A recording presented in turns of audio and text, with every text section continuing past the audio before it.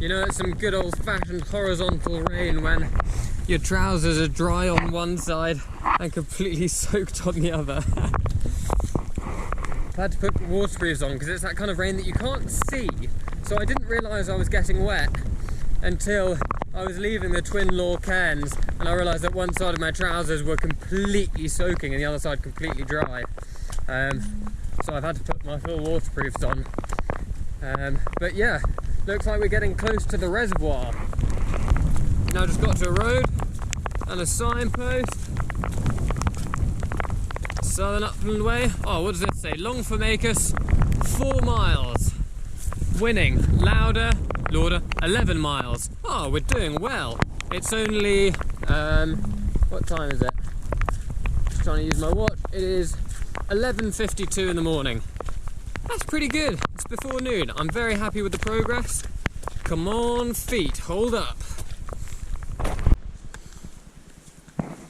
Right, so we are now well past the Watch Water Reservoir, and we're heading down the road towards Longformacus.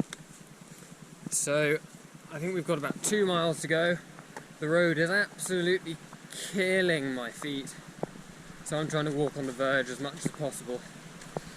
But we are making good progress. It's probably 2 PM.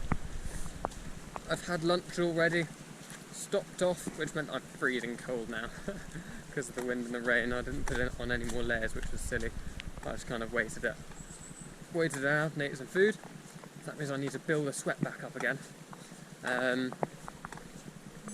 But yeah, about 2 miles to go, all on the road from here to Longformacus. And then we'll kind of have a nosy round. I believe that there's absolutely nothing there, so I don't think there's really anything to nosy round. But then we'll head back out again and start stage 14 of the Southern Upland Way, the final stage. That feels very weird saying it. I believe I'm now on day 15 of walking, so being near the end, I don't want to jinx it by saying that, but I suppose it is a fact, geographical fact. We are near the end. Yeah, I'm about 20 miles from the coast. Absolutely crazy to think. So yeah, hopefully we can keep it up and get some more miles in, because tomorrow, being an 18-miler, is probably a bit rich to finish on. So I want to munch away as many of those miles as possible. You know, if I could get tomorrow down to, say, like 14 miles or something, that'd be much nicer. So that's the plan. So this is Longformacus. There's a lovely old stone bridge here going over the river. We've got the Watch Water Reservoir sign, the Longformacus and Lammermuir Heritage Centre, and a church down there, I presume. And then this is probably one of the last Southern Upland Way signposts. Well, I mean, compared to the amount that we've seen, this will be one of the last. That is so crazy to think. Right, let's keep going, get some miles under the belt. So we've had a bit of a road yomp for what feels like a couple of kilometres, but it's probably less, out of Longformacus. But there is this gorgeous wee glen with a nice house in the background and a lovely river. And we've got a fingerboard now pointing us up. And I think we're basically sort of coming off and going round this hill and then going round and over basically this landmass and popping out eventually in Abbey St Bathans. Is it Abbey St Bathans? Something like that.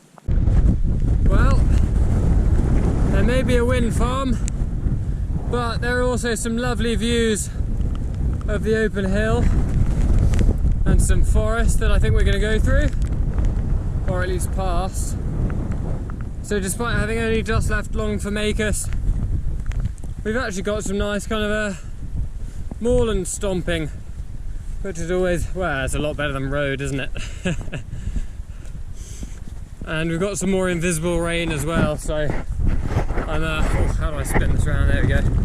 Now that my tripod's dead, is I have to hold the GoPro by hand.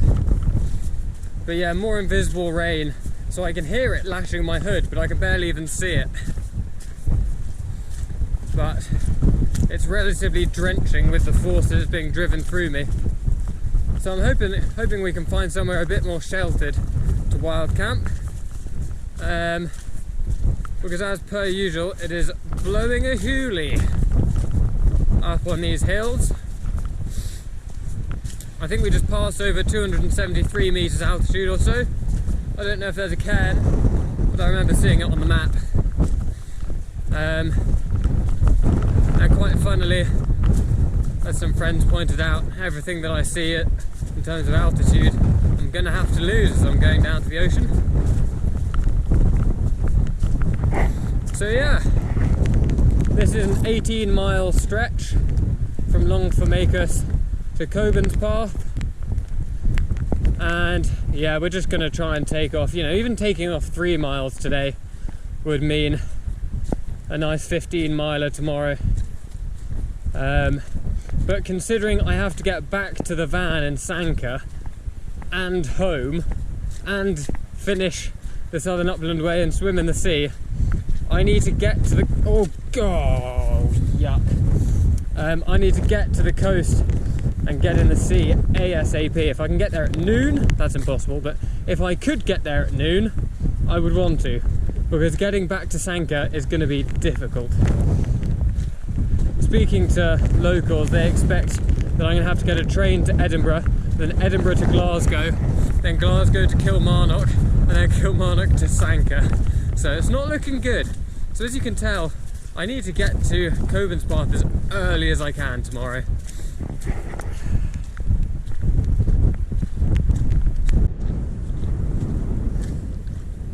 So this is the kind of scenery we're coming through. Coming down to Abbey St Bathans at some point. We're not quite there yet, but there is a rather nice sunset. If I can get it to adjust, it won't quite. It's a bit pinker and orangier than the GoPro would suggest. But yeah, it's kind of rolling pastureland with hills in the background and quite a lot of trees.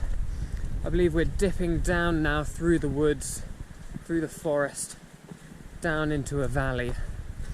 And I think I'll probably camp somewhere. I'm basically going to try and camp somewhere near Abbey St Bathans, because my sister lives in Edinburgh, my older sister, and she fancies joining me for the walk tomorrow on the last hurrah to the sea. So she's going to drive to Abbey St Bathans and we're going to walk together from there. So I'm meeting her in Abbey St Bathans around 10 AM tomorrow, and then we will do the final leg together to the ocean, to the Great North Sea. I think it's the North Sea, isn't it? It's the Atlantic on the west and the north and the east. Golly, I should check that before uploading this to YouTube. That would really show my IQ levels there, wouldn't it? So yeah, the sun is setting, the temperatures are so cold, but it should be nice. Hopefully finding a camp spot somewhere in that valley, somewhere around Abbey St Bathans, and then yeah, tomorrow to the sea. And then I've got to get back to the van, but that is a whole new kettle of fish. I'm hoping she might drive me. We'll see. That would make her life a hell of a lot easier, wouldn't it?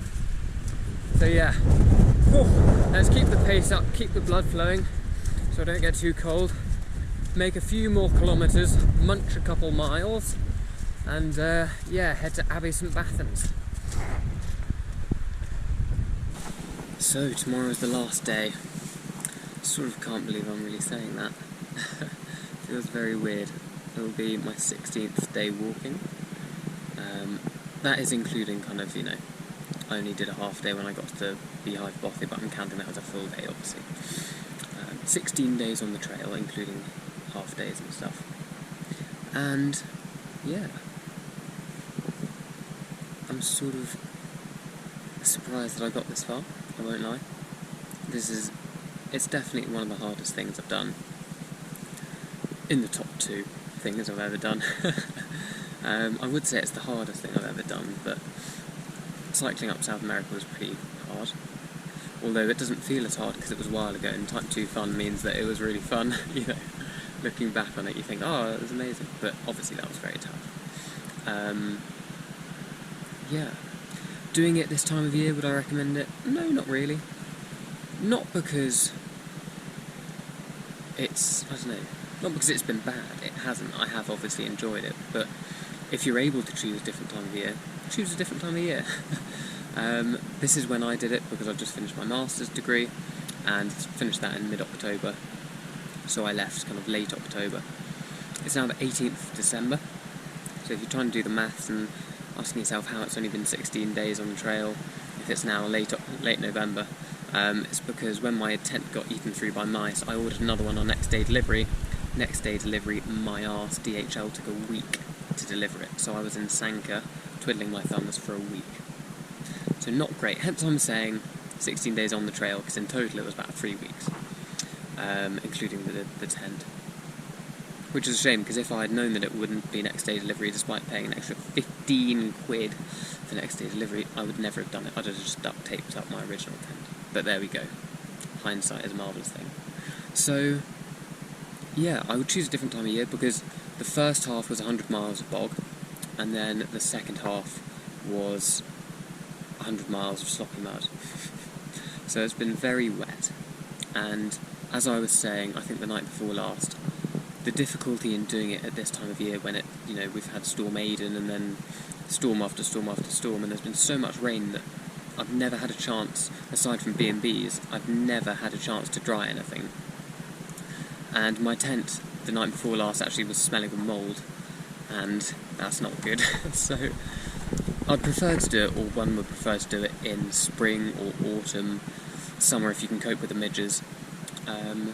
But it has been amazing, and I will be very sad to have to go back to normal life and get a job and everything that comes with that. But lockdown in the UK, lockdown in Scotland is becoming stricter the day after tomorrow, so it is all kind of hotting up. Did some pretty good mile munching today, got about 18.5 miles or so that means I've got about 13.5 to do tomorrow to get to Cockburnspath. It's probably around 12.5 or so to get to the sea. And yeah, tonight's going to be cold, it's going to be about -2, the outside of the tent is already freezing over, and so are my feet, so getting back into my shoes tomorrow will be very cold. And that also means that swimming in the sea is going to be freezing, because not only is it the east coast, so there's no Gulf Stream making the water warm, it's really cold water, but it's also going to be a high of 5 tomorrow, outside air temperature, high of 5 degrees, so swimming in the sea is going to be really tough, so we'll see what happens. But yeah, last day. Sad, but I'll be glad to get home and put my socks on an Naga. That'll be nice. Just a quick other random point to add to my list of sort of why I'd do this another time of year is also because of how short the days are. So sunrise at the moment is around 7:56 AM according to my watch, so 8 AM, and the sun sets around 4:30. So you don't actually have that much time in the day, and you don't really have an evening to speak of, so you know, around 4:30 it is getting properly dark. You need to put the tent up ideally, unless you want to walk through the night with a head torch, but then you don't see the scenery, so generally I don't find that a good option. And yeah, there's, you know, in summer and when the days are longer, you can kind of sit in the tent and look out at the scenery, and you know, you can look outside until 9 PM and have a nice, you know, warm breeze trickling over your face. There's none of that here. There's kind of, put your tent up, by 5 it's pitch black, completely pitch black. And then all I do is read my Kindle until 8 PM and then go to sleep, 9 PM. And then I get up at 6 AM, but I still got 2 hours until the sun rises, so not having much daylight is a bit of a shame. So yeah, another thing to consider, I'd do it before the clocks go back, or forward. I'd do it before the clocks change. That's my That's another bit of advice for you. Right, so today is the final day, so I've gone all out on breakfast. I've brought way too many snacks with me and I don't want to have to carry them, so I'm having an absolute feast. So last night I tried to take a night time-lapse on the GoPro, but obviously my tripod snapped, as I mentioned. So I did it by leaning it on one of my dry bags. So I set it up, got in the tent, I was like, right, so, doing the calculations of how long it needs to be. 24 frames a second, one photo every, 30 seconds to a minute. Okay, so it needs to be going for at least, 12 minutes or so to get 1 second of time-lapse.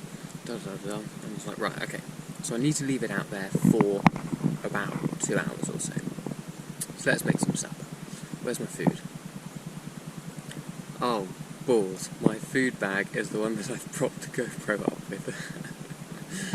So I waited about 15 minutes and then went and got my food bag, which was a shame. So my time-lapse would probably be less than a second long.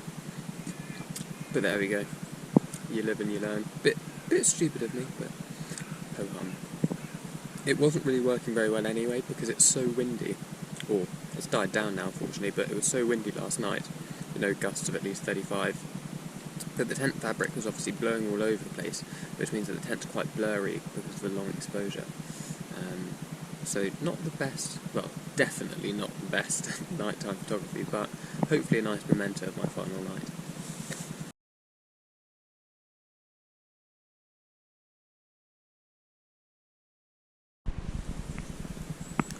So we have made it to Abbey St Bathans.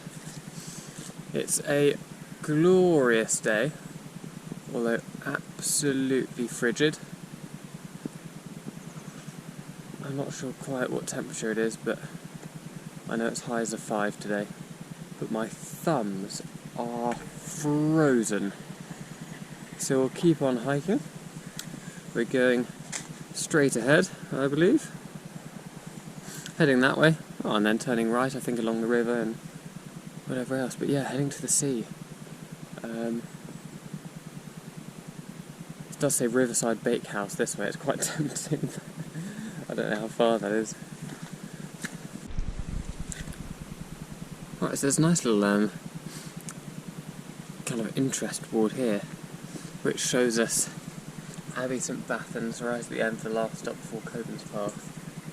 So, from Port Patrick and Castle Kennedy, New Loose Bar, Grennan, Dalrice, Anchor, Wanlockhead, Beatock, Moffat, St Mary's, Loch, Tranquil, Melrose, Lauder, Longformacus, Abbey St Bathans, and then coe-burns-path.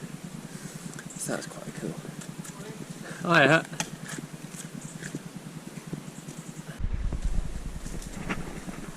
What a glorious final day. I hope it stays like this. But there's an amazing kind of suspension bridge over the river. I think the river's called the Whiteadder, I'm not quite sure though. I haven't looked at the guidebook for today.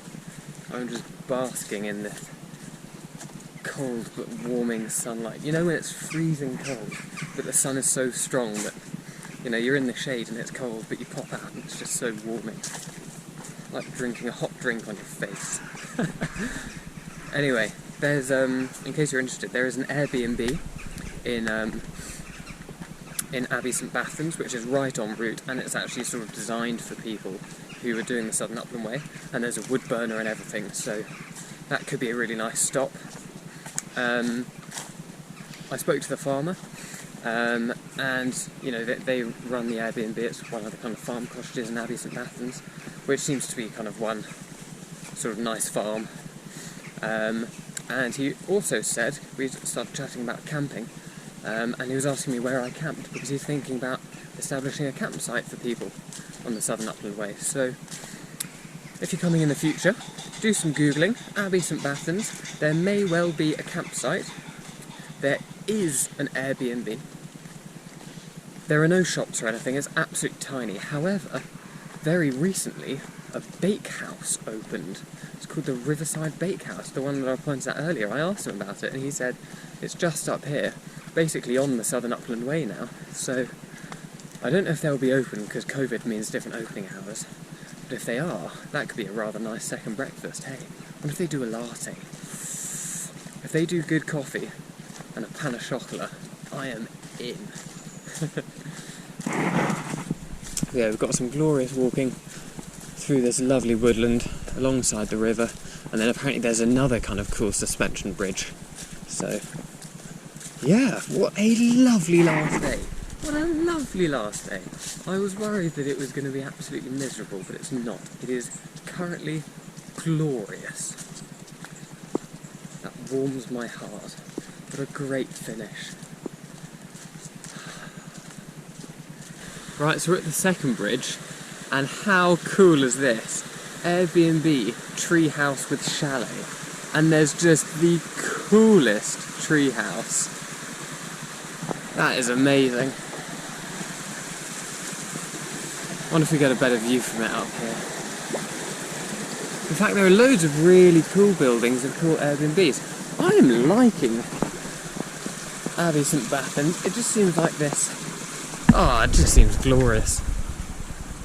If the Bakehouse is open as well, golly, I am going to be walking on a cloud of sunshine.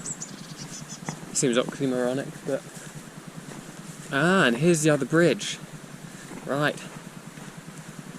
Let's see if there's therefore a bakehouse. There's a very cool ford there if you want to drive your Land Rover through a river. And we're on this, again, really cool bridge over this lovely water. It's very clear, quite peaty. Oh god, I don't want to drop my GoPro actually. Oh, that'd be bad. Oh, so nice. Come on, Bakehouse. So it turned out that they weren't actually open, but the door was open, so I was cheeky and walked in, and they made me a latte anyway. They didn't have any food for me to buy, aside from a massive loaf of bread, which was a little pointless and perhaps overkill. But yeah, they're technically open, I think it was Friday to Sunday, and today's Thursday, so I've missed out on that. But apparently the whole valley is going to be going into, is going to have a power cut for X amount of days starting tomorrow, so they're busy baking stalls of bread to see them through. Hence they were in there, even though they weren't open. So yeah, very, very nice of them. Incredibly friendly, lovely people, and made a good old latte. And I love my coffee, so that's fab. So yeah, let's keep on plodding over this lovely river and onwards to Cockburnspath. I can't remember if I mentioned yesterday about meeting up with my sister for a walk. We've changed plans, so she's not meeting me in Abbey St Bathans. Instead, she's going to park in Cockburnspath and then walk back the Southern Upland Way, so we should bump into each other around halfway. Hopefully, that means that we can't miss each other, and it also means we end up back at her car, which is good. There we go, Cockburnspath, 10.5 miles. Let's go! This is quite a cool cairn with a wind, what do you call them, wind vane with a Land Rover on it, and a north, south, east, west. Whiteadder Farm weather vane. The images on the weather vane are all associated to the farm's history. In memory of Whiteburn Airfield. Oh, how interesting. That's quite cool. Nice bit of history there, and some gorgeous views.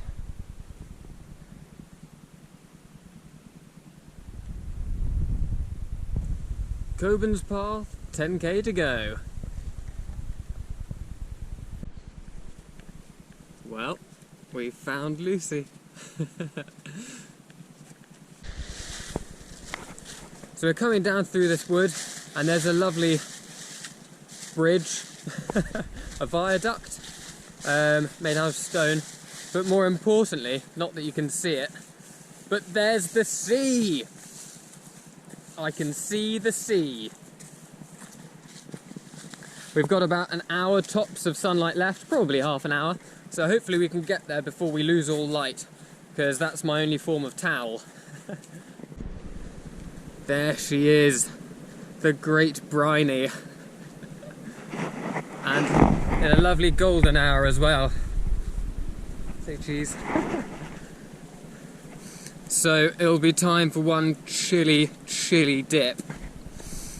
And then whack all the clothes back on and run up a hill or something. Oh, I can't believe I've made it.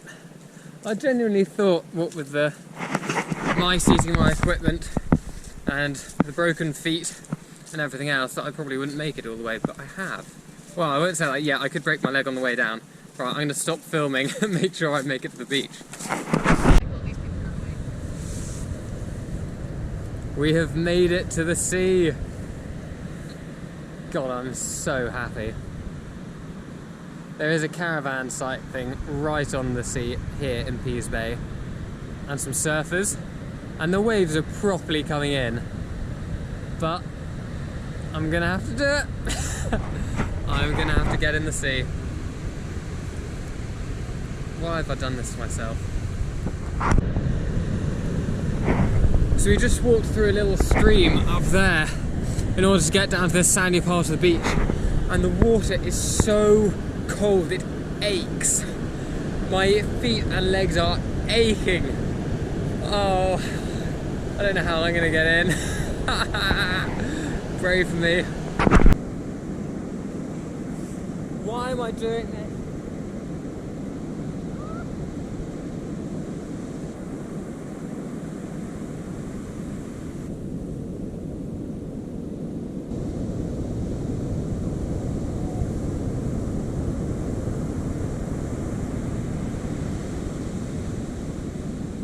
Right, so I think this is recording. It just said no SD card space, but we've hiked up from the sea after a frigid but gorgeous, glorious, cold, quick swim, and we're hoping to spot a kist on the way back to coe-burns-path and the end of the journey. And we have arrived through hell and high water. We are at the centre of coe-burns-path at the end of the Southern Upland Way. We've had Storm Aiden, Hurricane Zeta, absolutely horrible weather, but what a trip it has been, what an adventure. It's the longest walk I've ever done, and yeah, time to go back to the van and home to real life again.